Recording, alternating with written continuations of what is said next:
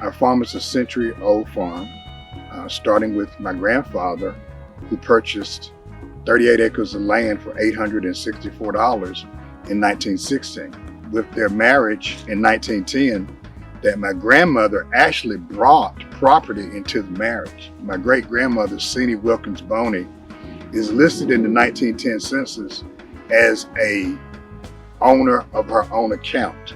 Our farm is a rental property, tenant farming, natural gardening, and forestry operation. 40 acres consists of 45 acres. The larger Williams family farm is 195 acres, which is currently owned by my cousins and myself. When I retired in 2013, this sort of started this journey. I got involved with the Sustainable Forestry and African American Land Retention Project with Alton Perry and his staff, and that sort of started the ball rolling in terms of where we are today. We thank God that we've come a long way since 2013. So we have been able to obtain American Tree Farm certification, as well as Forest Stewardship certification for 4 tracts that are on the family farm. We also participate in the Adopt a Highway program. There's a road that runs directly through our farm. The name is Williams Scott Road. It's named after my grandfather and the Scott family.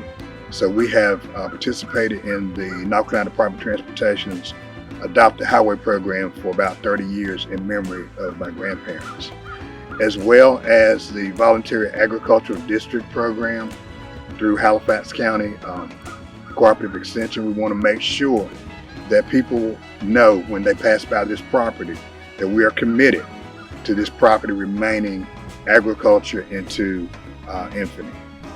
When I began to grow vegetables in 2016, it was just a small garden in the backyard, and it expanded to high tunnel here that we have here at the site that we're on now. He had already did the footwork, for beginning the high tunnel, and so therefore I just jumped right in it in 2018, and we had a larger garden out here, and the high tunnel was erected right over top of that particular garden.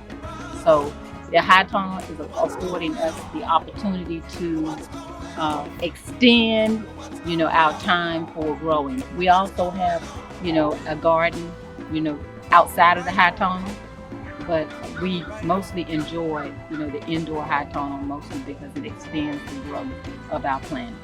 Usually I'll Google some of the recipes on the specialty crops, because these are things that we're introducing new to us, and we're introducing them new to our children and the community, such as kohlrabi, bok choy, daikon radish, arugula, and so those types of recipes, was not a tradition for us, as Black families. So using Google and watching some of the cooking shows has helped me to kind of incorporate those, into our meals, daily.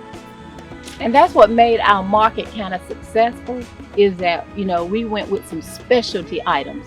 Everybody had some collards, everybody had some cabbages, and, red tomatoes and small cherry tomatoes.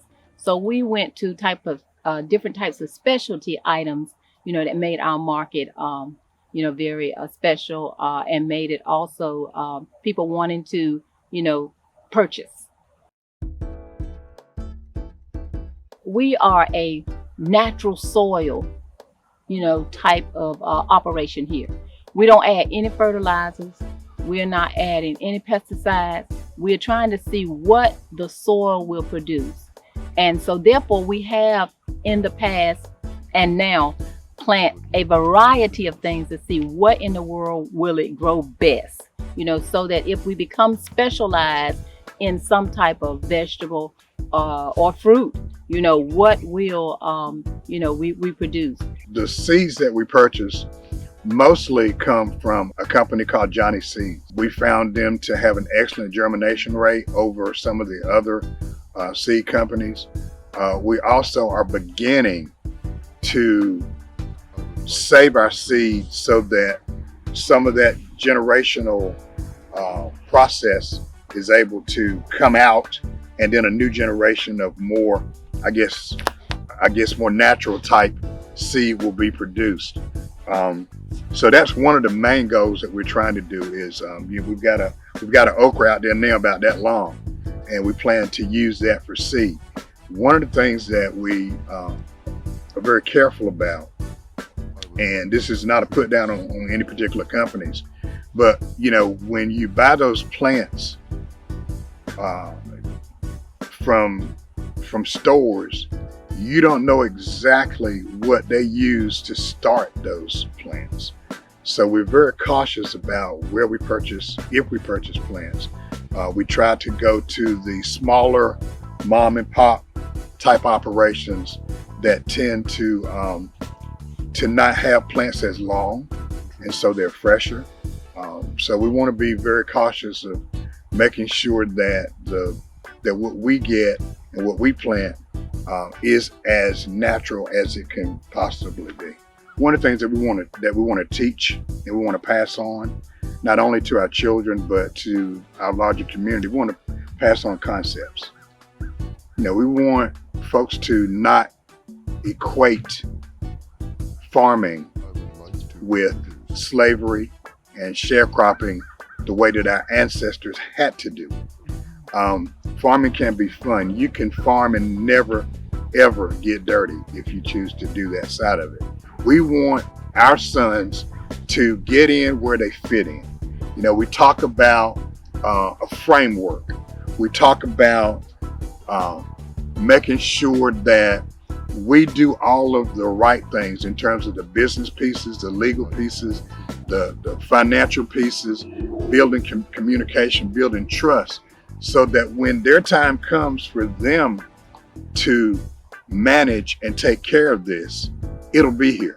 I think too often what we do, people our age, we tend to say, well, that child's not gonna do something, or that child's not gonna take care of it.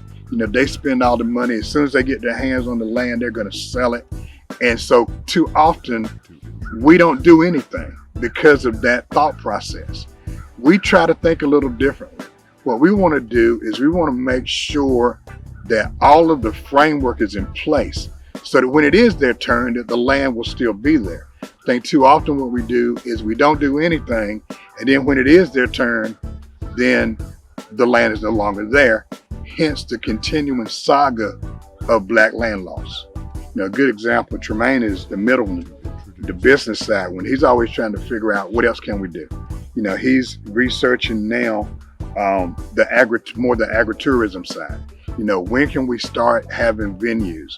When can we start doing reunions, family reunions, class reunions, weddings, just jazz type events. We postponed one in July. We were right on the cusp of having a jazz concert here on the farm. So that's one of the things that he's interested in.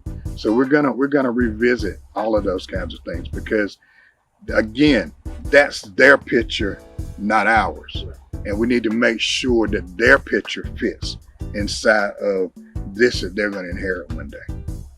And we want them to be able to enjoy everything that we enjoy in terms of the wildlife, the plant life, and just being outside in nature. So they've grasped that concept as well. And so I have no doubt that they're going to go forward with that piece of it and expand it to even more in terms of their own ideas and dreams for this land that they will inherit.